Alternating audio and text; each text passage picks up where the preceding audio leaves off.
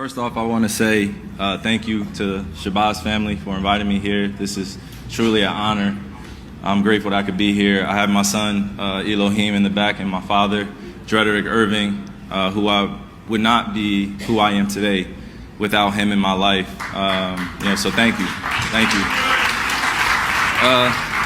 Like I said, I'm a little nervous up here, just like I'm sure of all the other recipients, but I stand here as a testimony of what faith can do for you, of what community can do for you.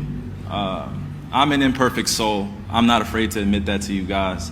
I've been through a ton of SHIT, just like a bunch of you guys, and I've tried my best to move forward with the grace that it takes to understand where you come from while still trying to balance out how to be normal out here. So this vessel that I incarnated in on this beautiful earth, I'm grateful.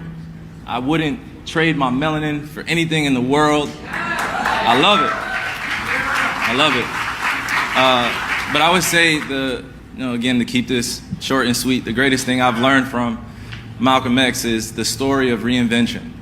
The story of starting somewhere in your life where you feel lost, you feel out of place, or your family's trying to wake you up, but you're just not ready to be woken up.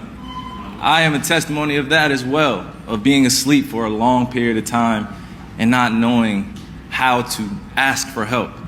I wish our community did a lot more to just ask for help instead of being guilty or guilt-tripped or fear-mongered to feel vulnerable, to feel like you can't do it alone.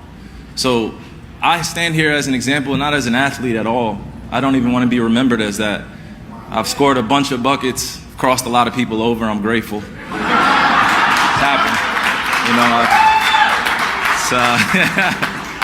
I've had the opportunity to go against the best of the best in the world, in my field, in my industry, and I noticed something different about myself over the past few years that I want to explain to you guys, and again, in short form. Mark, okay, thank you.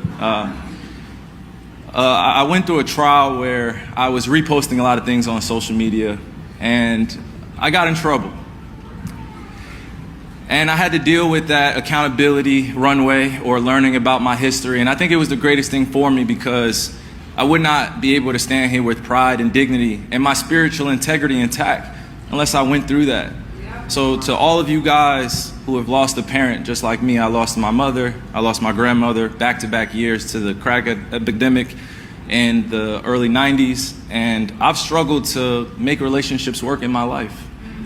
I was just a kid with my little sister, or excuse me, my bigger sister. She's 14 months older than me. I call her my twin. And one thing my dad always tried to make sure we knew is, if anything ever happened to him, make sure we knew how to carry forward. And I think he told us that at a very young age, because I remember I was 4 years old looking at him eye to eye.